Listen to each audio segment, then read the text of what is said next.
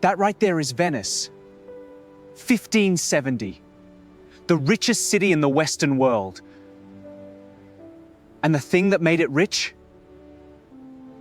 It fits in the palm of my hand. Spices, pepper, cinnamon, nutmeg, cloves. These weren't seasonings in the 16th century. They were wealth. A sack of pepper was worth more than a man's life, and Venice controlled the entire trade. If you want to see how a city built on water became the richest empire in Europe by selling dried plants, subscribe right now. This is the original startup story. I arrived by gondola, obviously, when in Venice. The boatman charged me 3 times the local rate. Respect. That's the Venetian way. They've been overcharging foreigners for 1,000 years, and honestly, I'm not even mad. The first thing you notice is the smell. Not bad, just intense. Salt water, spices, fish, perfume, rotting vegetables. It's like someone distilled the entire concept of commerce into an odor. 33, 35. The Rialto. This is the Wall Street of the 16th century. Every morning at the bell, merchants gather here to trade not just goods, but debt, currency, futures contracts on pepper shipments that haven't even left Alexandria yet. They invented futures trading here. Not Chicago, not Wall Street, Venice. A merchant can buy pepper that's still on a tree in India, insure the ship, sell the contract before the cargo even arrives. Derivatives. In 1570. I'm holding a contract right now for a shipment of nutmeg that hasn't been harvested yet. The ship hasn't been built, the nutmeg hasn't been picked, and 3 people have already made money on it. This is financial alchemy. The real power players aren't the spice traders. They're the ship owners.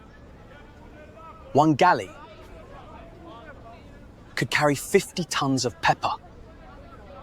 The profit on a single successful voyage could set up a family for 3 generations. But here's the catch. 1 in 3 ships never comes back. Pirates, storms, disease. So they invented something beautiful. Insurance. The Venetians created the first marine insurance market. Spread the risk. Pool the capital. Sound familiar? I found a spice merchant who let me hold a bag of saffron. This bag, about the size of a football, costs more than the building behind me. More than the building and the ship next to it. Because saffron is the most labor-intensive crop in human history. Each saffron thread is hand-picked from a flower that blooms once a year. It takes 75,000 flowers to make 1 pound. 1 pound of saffron in Venice costs as much as a skilled worker earns in 2 years. Venice's whole economy runs on one brutal fact. Spices grow in one place, demand is in another, and Venice sits exactly in the middle. They don't grow anything. They don't manufacture anything. They just connect. And connection is the product. But I can feel it. Something's about to change. The Portuguese found a sea route around Africa. They don't need Venice anymore. The monopoly is cracking. You can feel the anxiety in the Rialto. The merchants know. 1570. Venice is at its peak. And its peak is about to become a cliff. The spice monopoly will collapse within a generation. The richest city in Europe doesn't know it's already obsolete. I walked past the Doge's Palace, the heart of Venetian power. Gold leaf on the ceilings, Tintoretto paintings on the walls, and I kept thinking, this is all paid for by pepper, by dried berries and bark, an empire built on condiments. I got access to a merchant's ledger, actual 16th century accounting. Double entry bookkeeping? Invented here. Every ship, every cargo, every profit, every loss. Pages and pages. The DNA of global capitalism written in Italian. One entry stopped me cold.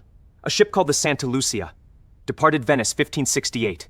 Destination Alexandria. Cargo 40,000 ducats in silver. Never arrived. Next line in the ledger just says lost. 40,000 ducats lost. 40,000 ducats. That's roughly $4 million today. Wiped out by a storm or pirates. And the merchant who wrote Lost, he kept trading.